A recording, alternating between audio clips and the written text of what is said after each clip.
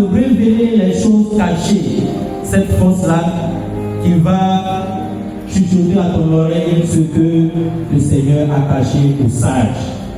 Parce que tu es son bien-aimé, parce qu'il t'aime beaucoup. C'est pourquoi tu vas l'acclamer très fort.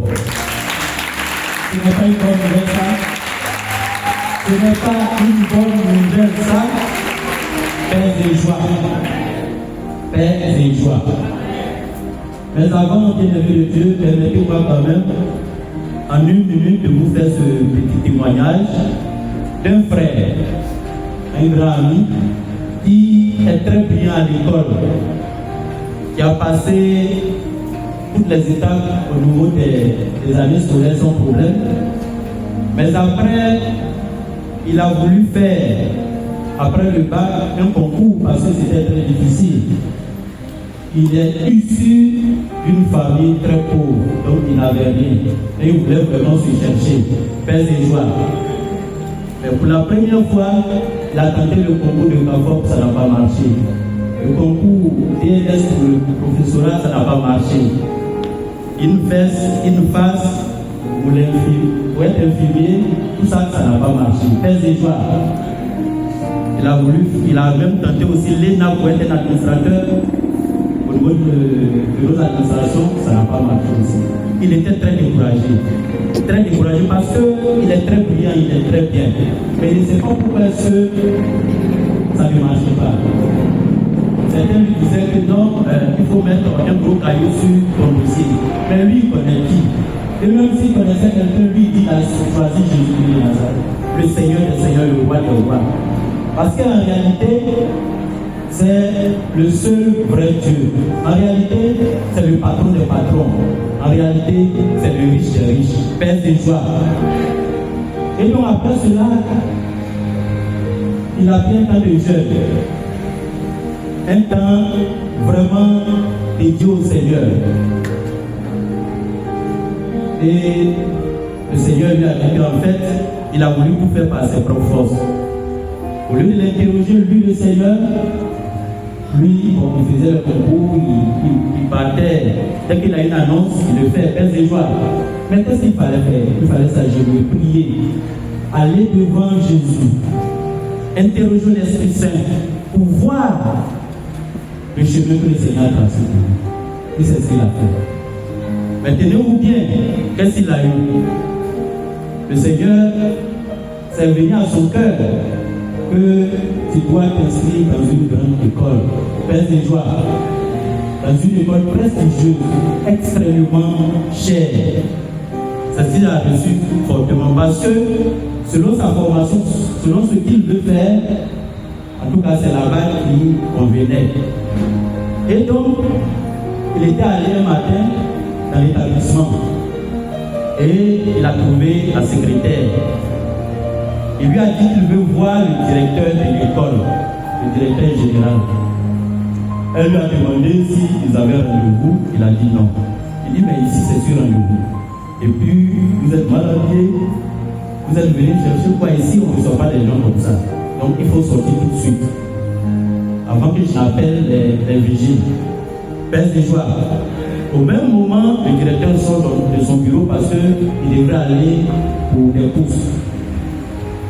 Et dès qu'il est sorti, il voulait laisser des instructions à la secrétaire. Il voit le jeune homme qui est en train d'échanger avec la secrétaire. Et le directeur a demandé de quoi il s'agissait. Et la dame a expliqué. Le monsieur a dit mais il sort tout de suite parce qu'il ne peut pas le recevoir. Puis il est qui? Il dit non, monsieur le directeur, je voulais simplement vous dire quelque chose. Il dit mais jeune homme, mais vous avez du culot. Je vous dis de sortir, vous voulez me dire quoi? Il dit non, il faut que je vous parle, absolument. Si vous voulez à pied levé, je ne vais pas m'asseoir, je vais vous parler. Ils sont rentrés dans le bureau. Il dit ah, monsieur le directeur, moi, je veux m'inscrire dans ton établissement. Il dit mais toi, tu as de l'argent? Tu sais combien de millions il faut payer? Parce qu'en réalité, ceux qui vont là-bas, c'est des enfants à papa, des enfants de ministres, des enfants de directeurs généraux, des enfants de grands hommes d'affaires. Véritablement, c'était comme ça. Mais lui, il a su vraiment que c'est là qu'il doit faire ses études pour devenir aussi quelqu'un dans ce pays. Et donc, Il insistait à tel point que pour se débarrasser de lui, le directeur a dit bon, laisse ton numéro, il faut partir. Donc il a laissé son numéro comme ça sur la table du bureau du directeur, et puis il est parti. Et dès qu'il est parti, le directeur allait faire ses courses. Mais depuis toute la journée, ça le travaillait. Toute la journée, il faisait que penser à ce petit-là, qui lui venait à l'esprit et tout ça. Il ne savait même pas de quoi il s'agissait. Cela ne lui est jamais arrivé. C'est la première fois qu'il est perturbé pour le parle. Donc il a dit à la secrétaire, il faut appeler le jeune homme. Il lui a donné le numéro, elle a appelé. Dès qu'il est arrivé, il dit, monsieur, vraiment, votre Dieu est fort. Le directeur vous a donné une bourse pour l'école, pour pouvoir parler le Seigneur.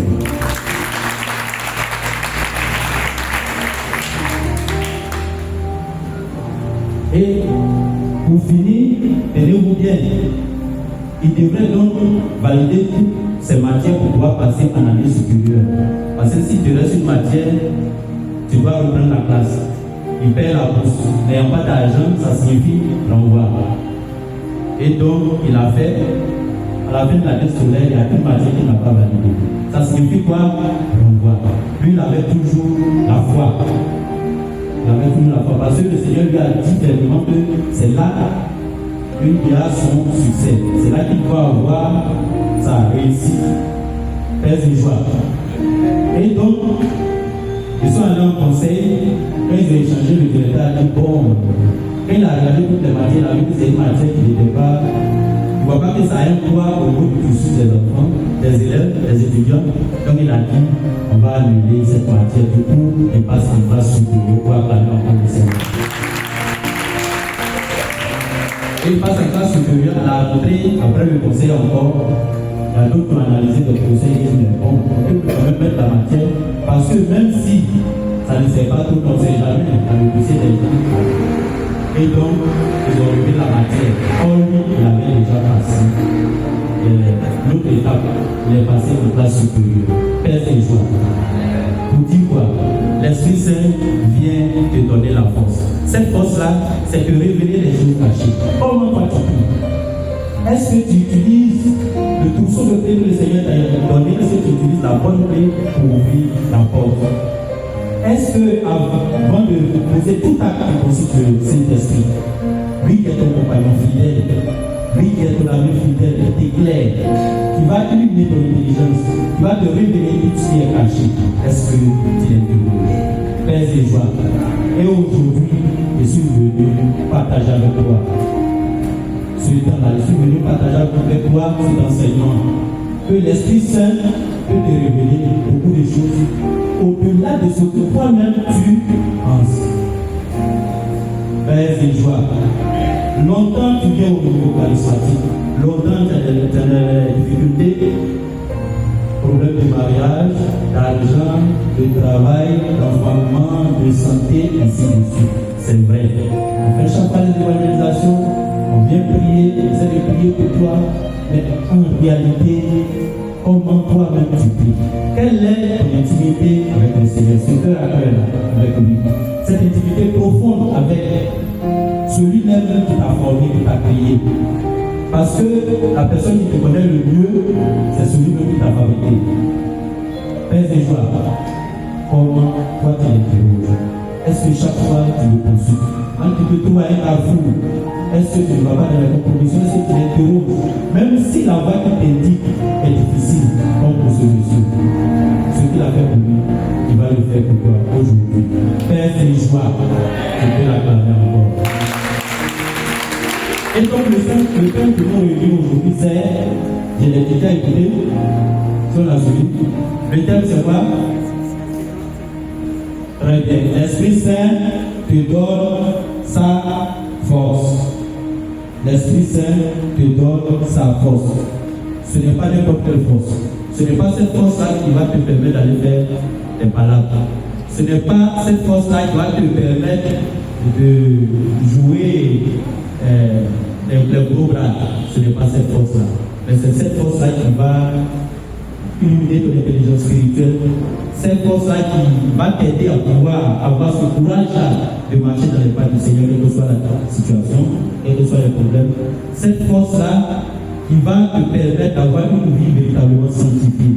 Cette force-là, qui va faire de toi la préférée, le préféré de notre Seigneur Jésus-Christ de Nazareth. Paix et joie. Et ce thème-là, nous allons le dérouler autour des points suivants. En premier point, nous avons l'effusion de l'Esprit Saint. L'effusion de l'Esprit Saint. En deux, les effets de l'effusion de l'Esprit Saint. Les effets de l'effusion de l'Esprit Saint. En trois, la force de l'Esprit Saint. La force de l'Esprit Saint. Et puis, pour finir, nous allons conclure une quatrième position. Paix et joie. Parce que ce thème-là, c'est un thème qui est lié à l'effusion de l'Esprit Saint. Donc après, aujourd'hui, nous allons venir le dimanche prochain pour que nous puissions prier ensemble, afin que le Seigneur puisse nous communiquer quelque chose de glorieux, de merveilleux. Et le texte d'appui, c'est Acte 1, verset 8, que nous connaissons. Acte, chapitre 1, verset 8. Les textes sacrés nous disent quoi? Quand on parcourt l'Écriture sainte, ça nous dit ceci. Mais vous allez recevoir une force. Quand le Saint-Esprit viendra sur vous, vous serez alors mes témoins à Jérusalem, dans toute la Judée et la Samarie, jusqu'aux extrémités de la terre. Oui, cette parole-là s'adresse à toi aujourd'hui. Il te dit, toi qui es assis, ma soeur, toi mon frère, le Saint-Esprit va descendre sur toi. Le Saint-Esprit va se renouveler en toi, va renouveler en toi toutes ses grâces, afin que tu puisses devenir un véritable témoin, un témoin puissant de sa présence dans l'Église, un témoin puissant dans ta famille, un témoin puissant dans tous les aspects de ta vie. Paix et joie. Paix et joie. Donc, en premier point, l'effusion de l'Esprit Saint. Effuser, qu'est-ce que ça veut dire? Il est de frères et sœurs. Effuser, c'est quoi? Effuser. Nous sommes en famille, on n'a pas assez de temps. C'est pour qu'on puisse suivre. Donc, effuser, c'est quoi? Oui? D'accord, ok. Donc, l'effusion, c'est ça. Parce que c'est même, effuser même, c'est immerger, tremper, envahir, inonder. Donc toi, tu seras envahi du Saint-Esprit, tu seras inondé et trempé totalement de l'Esprit Saint. Et l'Esprit Saint, c'est quoi? On le connaît, non? L'Esprit Saint, c'est quoi? Qu'est-ce que l'Esprit Saint? On ne peut pas poser. Paix et joie, oui. Très bien, la force à l'esprit de Dieu. C'est facile, on connaît tous. Donc l'Esprit Saint, la force à l'essence de Dieu, c'est une personne divine, l'Esprit Saint. C'est une personne. Donc chaque matin, quand tu te réveilles, tu vas t'adresser à l'Esprit Saint, ton compagnon fidèle, tu vas le saluer. C'est une personne, c'est une puissance surnaturelle. Il est consubstantiel au Père, c'est-à-dire simplement que l'Esprit Saint a la même nature que le Père, l'Esprit Saint a la même nature que le Fils. Et il se reçoit quand? À quel moment recevons-nous l'Esprit Saint? Paix et joie. Oui, l'Esprit Saint se reçoit au baptême. Ce n'est pas l'infusion. Au baptême, déjà, tu as reçu l'Esprit Saint. C'est l'infusion de l'Esprit Saint, donc c'est un revêtement de puissance surnaturelle. C'est un renouvellement des grâces baptismales, c'est-à-dire toutes les grâces que tu as reçues au baptême, l'Esprit Saint vient renouveler cela. L'Esprit Saint vient comme pour rallumer cette flamme-là, raviver les cœurs de ses fidèles. L'Esprit Saint vient réveiller toutes ces grâces spirituelles qui sommeillent en nous. L'Esprit de Dieu vient mettre à jour notre vie spirituelle, afin que nous puissions avoir une éclosion véritable de cette vie spirituelle-là. Pour le bien-être de toi-même, ton âme, au bénéfice du renouveau charismatique catholique, au bénéfice de l'Église. L'effusion, donc, c'est cette expérience-là, ce cœur à cœur avec notre Seigneur. L'effusion est une expérience de l'amour de Dieu qui est répandu dans ton cœur, qui est répandu dans mon cœur. L'effusion est un moment donc privilégié pour Dieu qui te permet d'expérimenter véritablement. Qui te permet d'expérimenter véritablement la puissance de l'Esprit Saint. On peut le voir en Acte 2, versets 1 à 10. Tu vas expérimenter cette présence-là si tu es vraiment disposé. L'effusion de l'Esprit Saint, frères et sœurs, agit sur ta foi. Cette effusion va venir aussi agir sur ton engagement véritable dans l'Église et dans le groupe de prière. Puisque il va venir dépoussiérer ta vie spirituelle, redynamiser les choses en toi. Il va venir nettoyer tout ce qui est souillé en toi, vivifier les choses, rallumer la flamme, donner vie à tout ce qui est mort en toi. Va donner un nouvel éclat, va venir remettre à neuf tout ce qui est à vieillir en toi. Mais pour y arriver, mon frère, ma soeur, il faut avoir une disposition intérieure véritable pour pouvoir accueillir ces grâces-là. Tu peux lire Acte 2, 38. Paix et joie.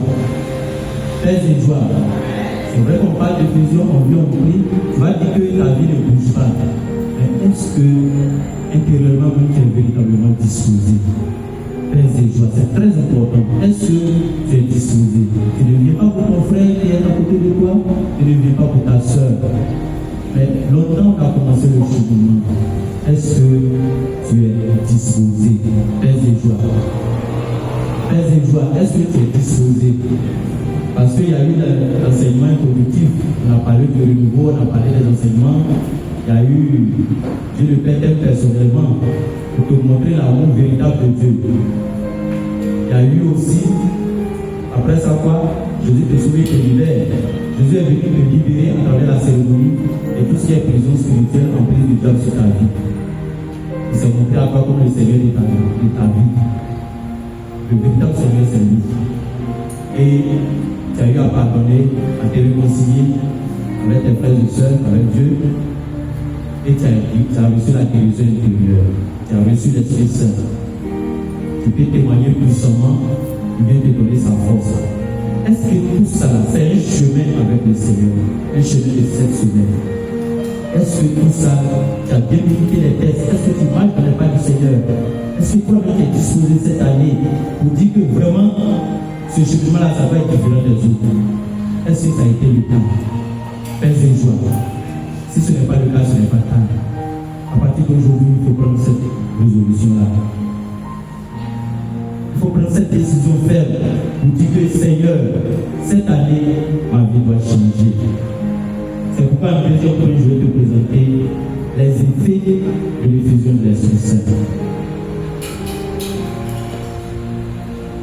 Quand on va avoir l'effusion, qu'est-ce qui va se passer dans notre vie? Paix et joie. Qui a déjà fait l'effusion de l'Esprit Saint? Ici, personne n'a jamais fait l'effusion. Oui, quand tu as fait l'effusion, qu'est-ce qui s'est passé? C'est personnel, oui. Il y a beaucoup de choses. Puisque chacun a vécu son expérience. Ça nous fait prendre conscience de l'amour de Dieu et des choses spirituelles dans notre vie. Acte 2, verset 37. L'amour de Dieu, l'amour du service à travers nos frères, le goût de la prière, l'amour de la parole de Dieu. Après l'effusion, normalement, tu dois aimer lire la Bible, la parole de Dieu. Même si tu ne sais pas lire, quand tu vas à la messe, tu es très attentif pour suivre ce qui se passe. L'amour de la louange, de l'adoration de la messe. Et puis, en ce moment-là, tu pensais que Dieu t'avait oublié, mais ça vient dans ton cœur que Dieu ne t'a pas oublié. Et tu as une confiance totale en ton Dieu, en ton Créateur, celui-là qui t'a fait. Tu te reconnais comme véritable enfant de Dieu. Et puis là, tu peux utiliser aussi les dons, les charismes. Cela a privé en toi les charismes. Acte 2, verset 4. Tu as une belle vision de l'Église. Parce que des fois, tu ne comprends pas l'Église catholique, donc c'est quoi? Mais ça t'éclaire, ça éclaire ton intelligence. Tu vois comment l'Église fonctionne. Et tu aimes véritablement ton Église qui est une véritable famille. aime ton frère et ta soeur.